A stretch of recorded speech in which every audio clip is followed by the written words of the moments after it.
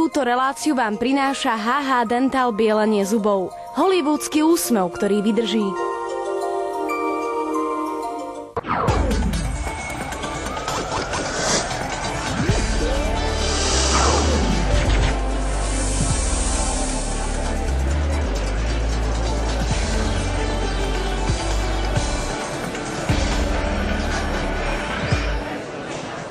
Pekný deň vám želám. Dnes vás pri sledovaní televízie Centrál vítam možno ešte s väčším úsmevom a je to práve preto, že našou dnešnou témou bude biely, žiarivý, dlhotrvajúci úsmev. A som veľmi rada, že na túto tému sa k nám prišiel porozprávať do štúdia pán doktor Daniel Hecht, stomatológ. Pekný deň vám želám.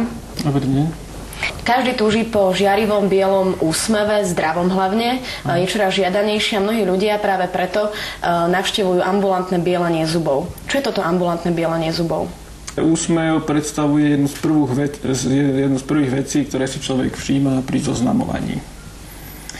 Počas starnutia sa ale stáva, že zuby podliehajú rôznym sfarbeniam.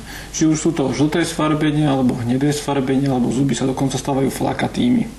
U takýchto pacientov je dôležité, alebo je potrebné, aby sa tie zuby bielili. Bielenie je jednoducho povedané proces, ktorý úspešne zosvetluje sfarbenia na zube, či už sú to hnedé alebo žlté sfarbenia a navráti pacientovi žiarivo biely úsmev.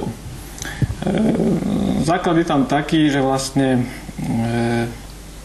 na zuby sa nanáša gel, ktorý obsahuje karbamid peroxid, ale sú to nižšie koncentrácie karbamid peroxidu. Vplyvom svetla z lampy sa vlastne ten karbamid peroxid rozloží na kyslík a tento aktívny kyslík vlastne pôsobí na sklovinu a tým spôsobí vybielenie zubov.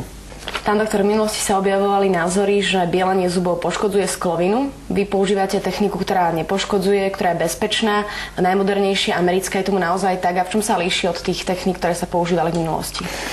Tak niektorí pacienti stále vychádzajú zo starých informácií, kedy sa bielenie zubov robilo vysokými koncentráciami peroxidu, čo zuby naozaj poškodzovalo. V dnešnej dobe ale máme k dispozícii systémy, ktoré sú skutočne bezpečné a pre pacienta neškodlivé. Bielenie zubov systémom Zoom 2, pokiaľ je pod dohľadom zubného lekára, je úplne neškodné. Ako sa potom celý tento proces bielenia zubov technikou realizuje? Najskôr by som odporúčal, aby každý pacient absolvoval dentálnu hygienu, pretože pri dentálnej hygiene sa odstraňujú baktérie, ktoré by mohli znížiť efekt bielenia.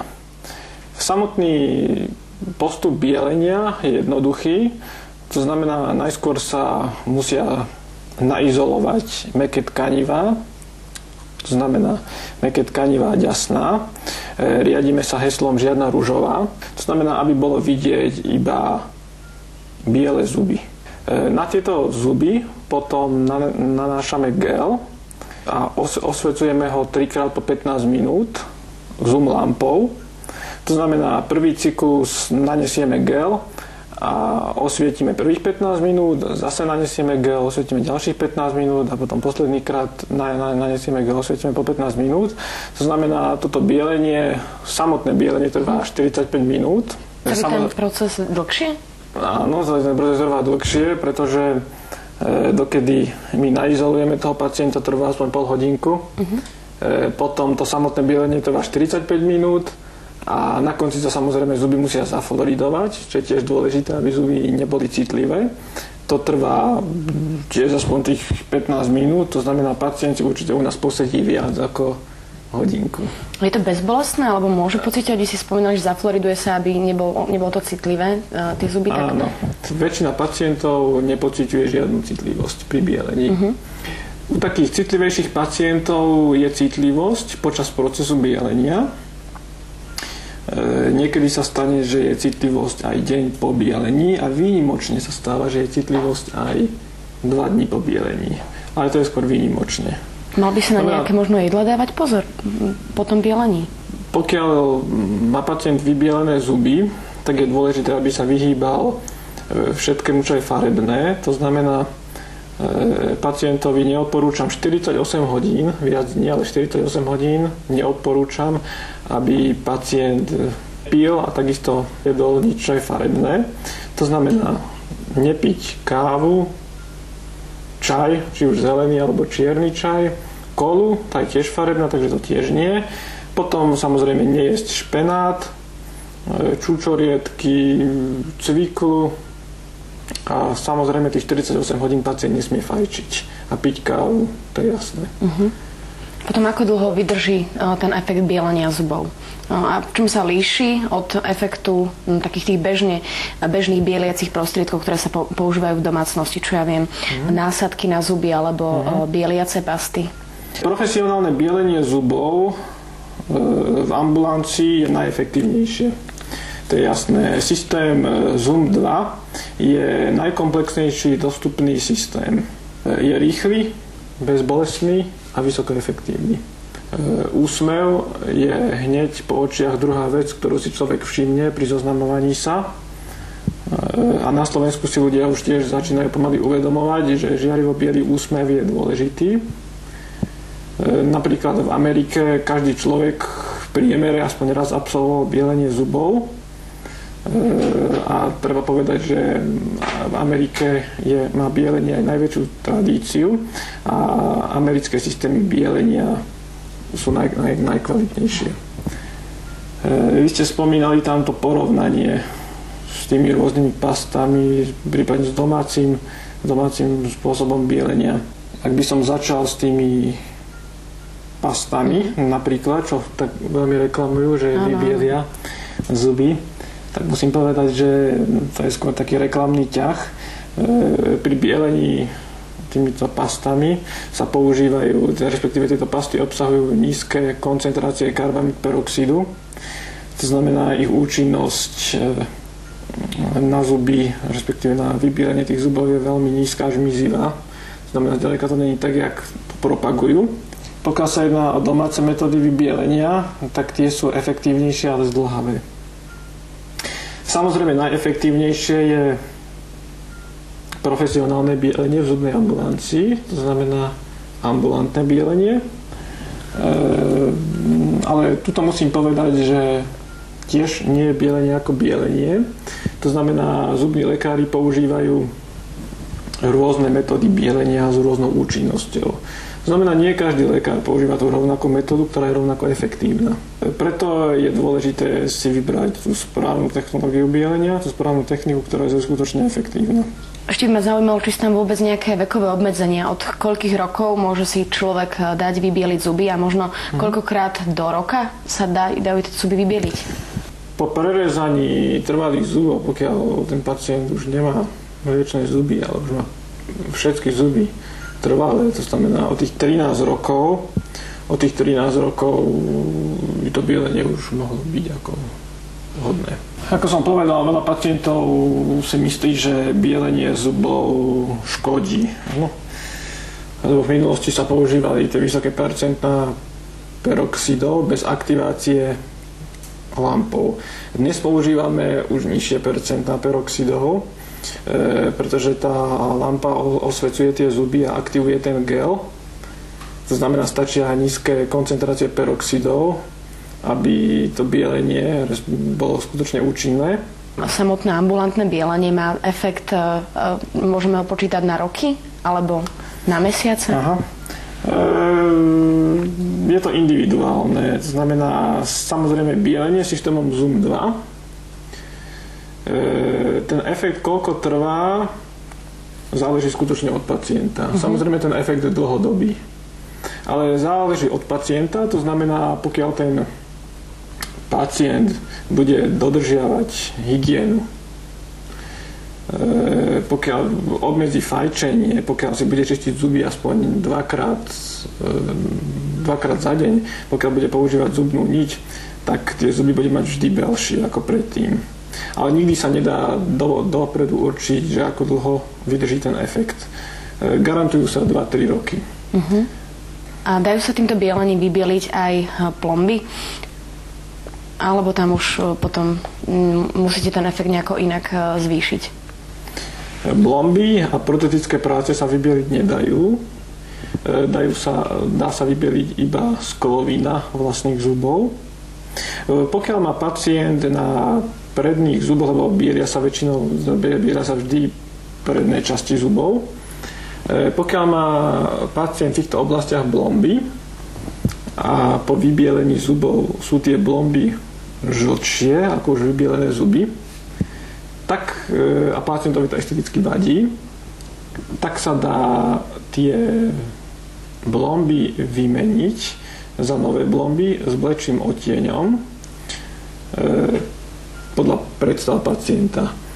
Dnes už máme k dispozícii špeciálne fotokompozitné materiály, to znamená materiály na biele blomby, ktoré boli špeciálne vyrobené na už vybielené zuby. To znamená, sú to materiály s takým svetlejším odtieňom a vlastne spôsobia to, že tie blomby sa stanú v úvodzovkách neviditeľnými.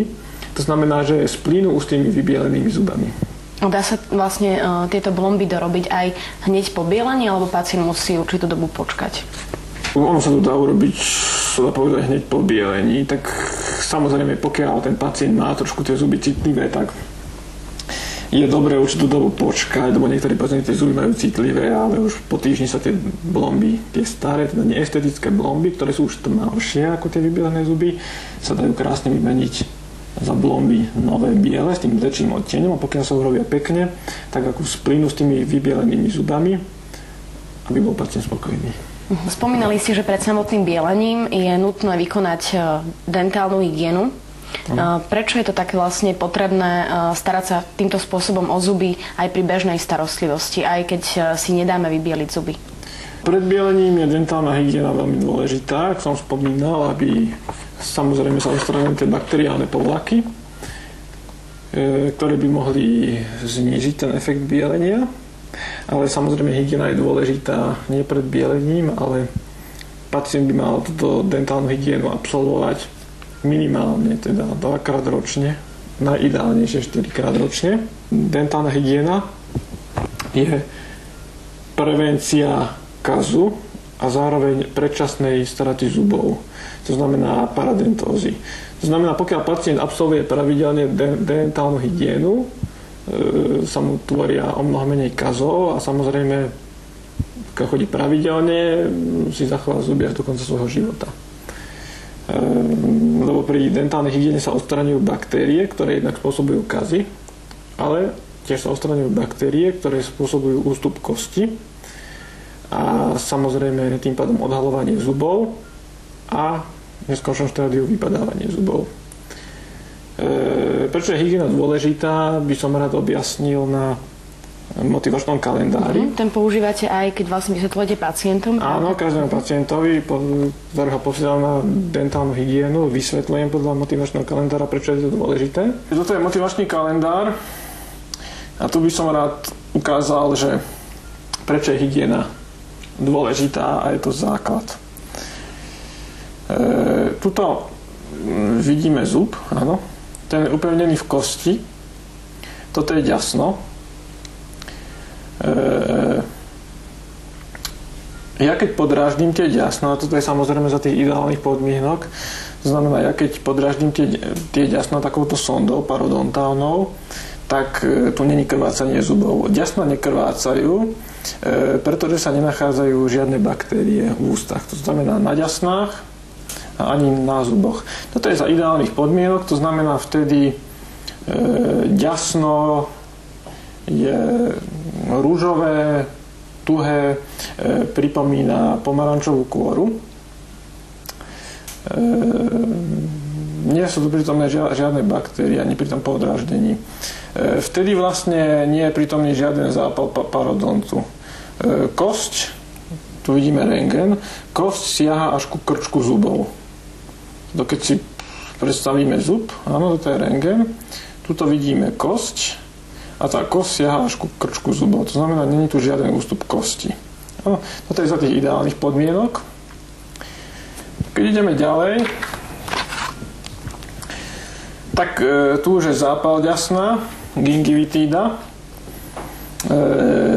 Po podráždení touto parodontálnou sondou ďasná krvácajú, pretože na zuboch a na ďasnách sa nachádza bakteriálny povlak. No. Liečba zápalu ďasna je samozrejme čistiť zuby aspoň 2-krát denne, medzizubné priestory a samozrejme pravidelne absolvovať dentálnu hygienu, aby sme sa zbavili tých baktérií. To znamená, pri podráždení tých ďasien už vidíme krvácanie tých ďasien. Áno, to je jasný znak toho, že na zuboch a na ďasnách sa nachádzajú baktérie. V tomto štádiu ochorenia, to znamená pri gingivitíde, čo je zápal ďasna, kosť není dešturovaná, to znamená, nedochádza tu k rozpúšťaniu kosti a kosť siaha ku krčku zubom. Áno. Pokiaľ by sme v tomto štádiu ochorenia neliečili tento zápal ďasna, tak potom by sme sa dostali k parodontitíde. Áno, parodontitída začínajúci až stredný stupeň. To znamená, ak sa zápal ďasna nelieči, tak baktérie, toto sú tie baktérie. Baktérie, pokiaľ sa ten zápal ďasna nelieči, tak baktérie prenikajú do hĺbky a oni postupne rozleptávajú spojenie medzi zubom a kosťou. Okrem toho, že rozleptávajú to spojenie, spôsobujú aj zápal ďasna. Hlavný prejav zápalu ďasna je krvácanie ďasien. Ale čo je úplne najhoršie, tak tie baktérie rozpúšťajú kosť. Tuto vidíme tú kosť. Áno, tie baktérie rozpúšťajú kosť. Na rentgene už vidíme, že tá kosť, ktorá má siahať v oblasti krčkov, áno, tu už vidíme, že siaha v oblasti koreňov. Jednoducho povedané, tie baktérie spôsobujú to, že tá kosť ustupuje, tie baktérie rozpúšťajú tú kosť, tým pádom sa tie zuby odhalujú a majú obnažené krčky a takéto obnažené krčky môžu byť citlivé, napríklad na studené. A samozrejme postupom času, jak tá kosť ustupuje, tie zuby sa začnú postupne kývať. To znamená, kosť nesiaha ku krčku zuba a strata kosti stále pokračuje. Samozrejme po podráždení parodontálnou sondou už vidíme dosť značné krvácanie. Navonok vidíme tiež, že tie ďasná sú už začervenané a že tam vnútri prebiehajú zápalové procesy. Pokiaľ by sa ani toto štádium ochorenia neliečilo, tak vzniká ťažká parodontitída. Tie baktérie sa množia. Po podráždení ďasien parodontálnou sondou už samozrejme ďasná veľmi krvácajú, sú opuchnuté, vyteká krv hnis. Ale čo je úplne najhoršie, tie baktérie spôsobujú, to sú tie baktérie, a oni spôsobujú, toto je kosť, a oni spôsobujú už takú deštrukciu kosti, že tá kosť, keď vidíme na rentgene, siaha len v oblasti hrotov koreňov. Tým pádom tie zuby už slabo držia a samozrejme je tam kývavosť tých zubov a v takomto prípade sa už musia tie zuby vytiahnuť, odstrániť. To znamená, za toto všetko sú zodpovedné baktérie, ktoré sa na hygiene odstraňujú. To znamená, preto je dôležité absolvovať tú hygienu, aby sa odstránili tie baktérie, aby si pacient zachoval tie zuby až do konca svojho života. Tu potom vidíme, že to ďasno je začervenané, tie zuby sú úplne odhalené. Dentálna hygiena je tým najdôležitejšia vec, ktorá podmienuje našu ďalšiu starostlivosť, pretože náhrada, pokiaľ sa teda zub už musí vyťahnuť vplyvom toho, že pacient má zlú hygienu, a náhrada z tohto jediného zuba je drahá vec. To znamená, či už sa to nahradí nejakým mostíkom, alebo či sa to nahradí zubným implantátom, je to drahá vec a náklady budú časom stále stúpať. Zubná hygiena naopak zabezpečí za nepomerne nižšiu sumu aby pacient tieto náklady nikdy nepotreboval a aby si zachoval zuby až do konca svojho života. Dôležitá je tá kombinácia tej domácej hygieny a profesionálnej hygieny, to znamená domácej hygieny, ktorú si robí pacient sám, a profesionálnej hygieny, ktorá sa robí u dentálnej hygieničky. Takto sa vlastne môžu odstrániť tie baktérie úplne. Základom je samozrejme tá domáca hygiena, ale to nie je len čistenie zubov, ale aj medzizubných priestorov, lebo pokiaľ si pacient vyčistí zuby, tak v medzizubných priestoroch stále ostávajú baktérie, ktoré môžu spôsobiť jednak kazy, jednak môžu spôsobiť to krvácanie ďasien a v neskoršom veku, jak som spomínal, ústup kosti, odhalovanie zubov a v neskoršom veku aj paradontózu. Základom je čistiť zuby 2-krát denne, ale nie len čistiť zuby, ale aj medzizubné priestory. To znamená, raz za deň po vyčistení zubov večer je dôležité si čistiť aj medzizubné priestory, lebo v medzizubných priestoroch sa nachádza najviac baktérií, ktoré môžu spôsobiť tie kazy.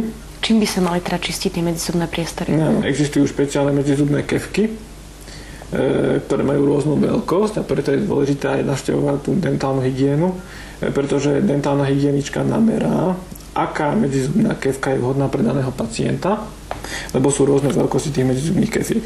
Pokiaľ má pacient tie medzizubné priestory veľmi úzke, tak stačí, aby si ich čistil niťou.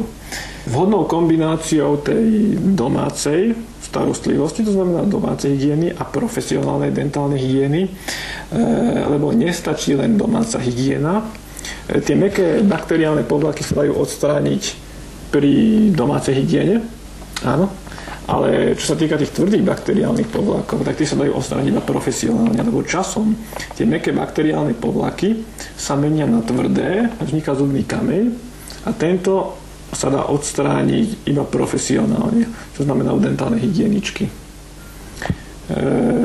Samozrejme odstránením baktérií v medzizubných priestoroch a odstránením kameňa zabraníme krvácaniu ďasien a zabraníme aj zápachu úst, pretože zápach úst je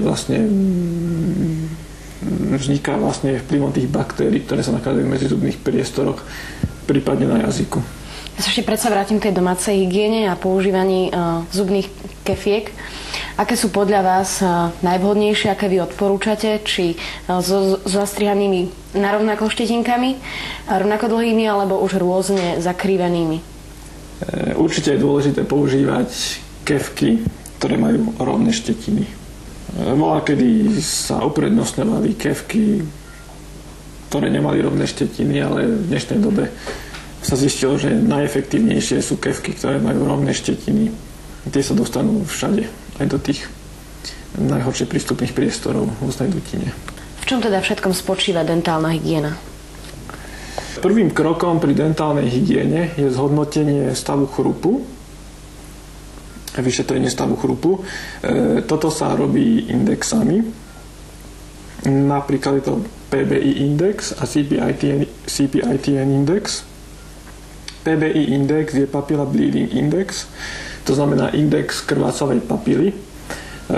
Podľa tohto indexu sa zistí intenzita krvácania ďasien, to znamená, sa zistí, že koľko baktérií sa nachádza v tých zuboch, respektíve na tých ďasnách. A samozrejme CPITN index. Na základe tohto indexu sa zistí, v akom štádiu ochorenia sa pacient nachádza. To znamená, či je tam ľahký zápal ďasien, alebo či je tam už ťažká parodontitída. K dentálnej hygiene patrí potom odstránenie bakteriálnych povlakov a zubného kameňa, čo som už spomínal, ktoré spôsobujú jednak kazy a ktoré spôsobujú jednak aj ústup kosti a v neskoršom štádiu paradontózu. Dôležitá časť dentálnej hygieny je aj pieskovanie zubov. To znamená, to sa robí práškom pod tlakom v súčinnosti s vodou. Sa tak odstraňujú pigmenty. Vlastne týmto pieskovaním sa zuby zosvetľujú. To znamená, pacient niekedy po dentálnej hygiene má pocit, že tie zuby sú svetlejšie, čo je pravda. Ale samozrejme není to jak chemické bielenie systémom Zoom 2, čo som už spomínal, to je samozrejme mnoho efektívnejšie, ale aj takéto vybielenie pieskovaním má svoj efekt a samozrejme niektorým pacientom to stačí. Ďalší krok pri dentálnej hygiene je mechanické očistenie a vyleštenie zubov. A na konci dentálnej hygieny sa zuby fluoridujú. Hlavne odhalené krčky, ktoré môžu byť citlivé.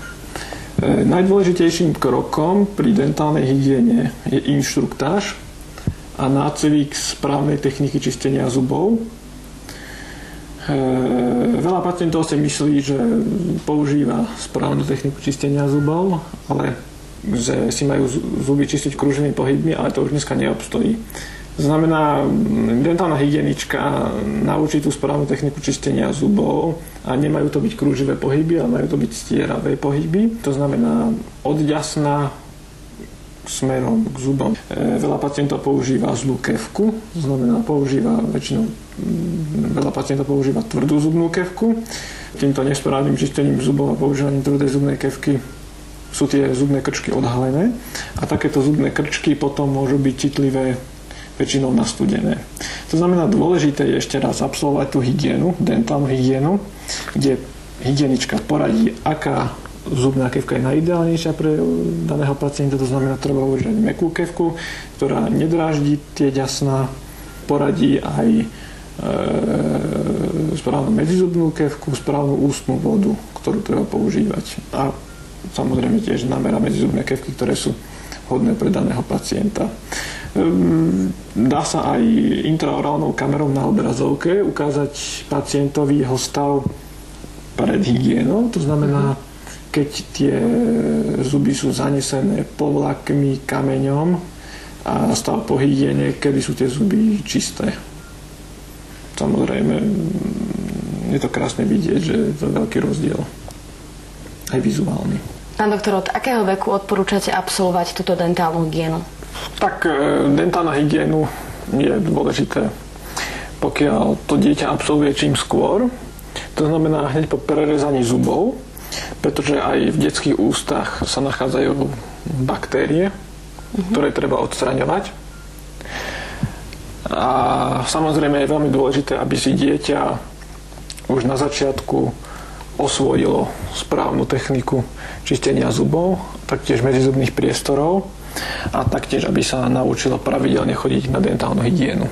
V dnešnej časti Talkshow Diagnózy sme už spomínali bielanie zubov, spomínali sme už dentálnu hygienu a ešte, aby sme sa dostali k takej prevencii, tak sme nespomínali pravidelné prehliadky, ktoré treba absolvovať v prípade dospelých raz ročne a v prípade detí dvakrát ročne, tak ak to niekto nestihol ešte, tak majú pár mesiacov na to, aby absolvovali, či už sú to dospelí alebo deti. Ak vy pri takéto prehliadke objavíte kas a treba blombovať zub, tak čo odporúčate? Amalgamové alebo biele výplne? Sú tie amalgamové škodlivé? Neexistuje materiál, ktorý by na 100% nahradil zubné tkanivo.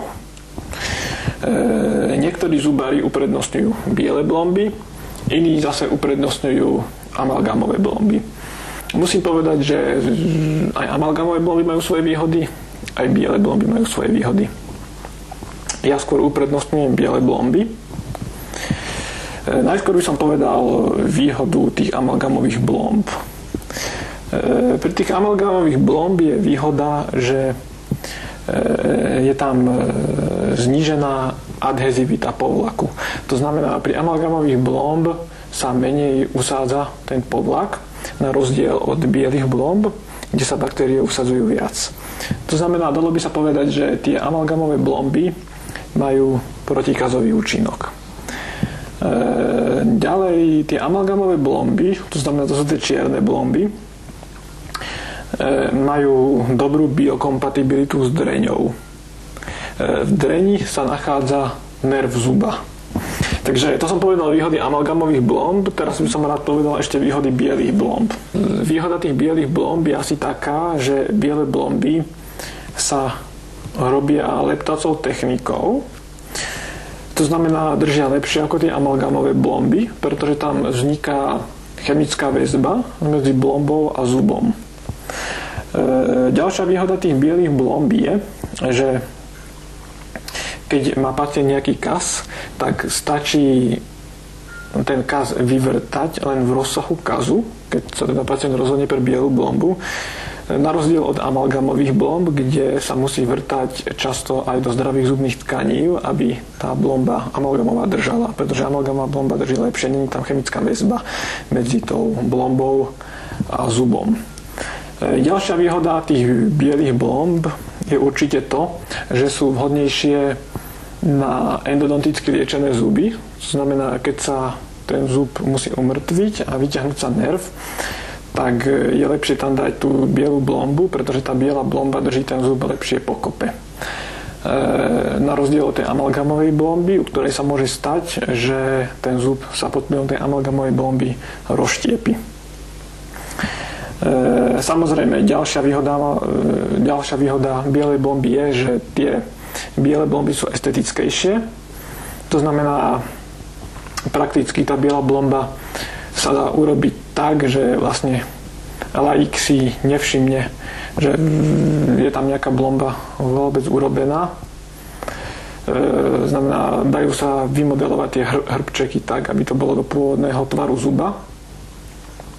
Na rozdiel zase od tej amalgamovej blomby, kde vidieť, že tá blomba je čierna.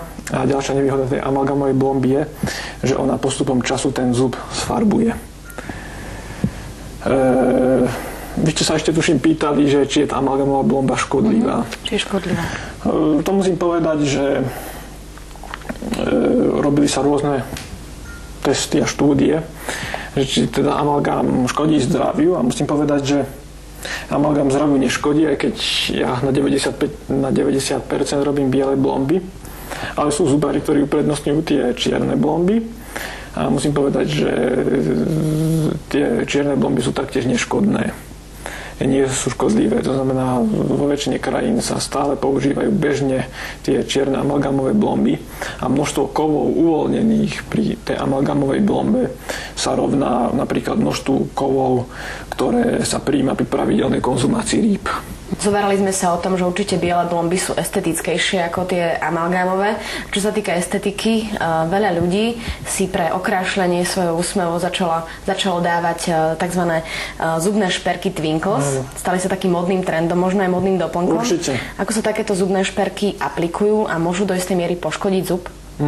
Najskôr by som povedal, ako prvú vec pri týchto zubných šperkoch je, že na ich aplikáciu nie je potrebné žiadne vrtanie. Čo veľa pacientov sa domnieva, že treba to vrtať. Tento výkon je úplne bezbolestný. Ten systém aplikácie tých zubných šperkov je asi taký, že najskôr sa zuby musia vyleštiť. Tieto zubné šperky sa väčšinou aplikujú na 2 alebo 3 zuby. Najskôr sa teda ten zub krásne vyleští a potom sa tie zubné šperky bez vrtania nalepia takou špeciálnou leptacou technikou. Podobná leptacia technika sa robí aj pri bielých blombách. Aplikácia týchto zubných šperkov je nebolestivá. Ako dlho majú trvácnosť tieto šperky? Koľko vydržia na tom zume? Samozrejme, tieto zubné šperky vydržia niekoľko rokov, ale záleží to samozrejme od hygieny pacienta. Potom ste sa ešte spýtali jednu vec, či tie zubné šperky môžu poškodiť zuby. Tak to musím povedať, že tieto zubné šperky nepoškodia zuby. Keď sa dajú na zub, sa hocikedy môžu odstrániť, a to bez poškodenia zuba. Pán doktor, ďakujeme veľmi pekne, že ste k nám dneska prišli, že ste nám porozprávali o starostlivosti, o zuby a ďasná. Možno ste tak dali mnohým našim divákom návod na to, ako si zvýšiť sebavedomie pomocou aj bielenia zubov, aby mali krásny, žiarivý až hollywoodsky úsmev. Ešte raz ďakujem veľmi pekne, dovidenia, majte sa krásne. Dúfam, ďakujem aj ja a dovidenia. Želám vám len samé úsmevy a ak budete mať takéto veselé úsmevné dni a budete mať aj množstvo nápadov, tak nám ich môžete posielať na adresu diagnozy@etv.sk. My ich spracujeme, tiež sa na vás o 2 týždne osmejeme. Majte sa krásne, dovidenia.